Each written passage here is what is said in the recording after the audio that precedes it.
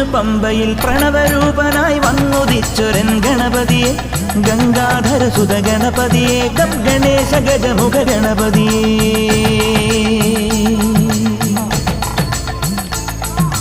പൊന്നു പമ്പയിൽ പ്രണവരൂപനായി വന്നുദിച്ചൊരൻ ഗണപതിയെ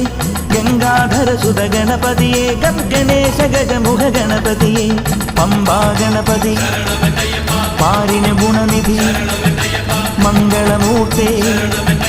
സിദ്ധിവിനായക ഇരുമുടിയോടെ ഞാൻ മല കയറുമ്പോൾ തുണയരുളാ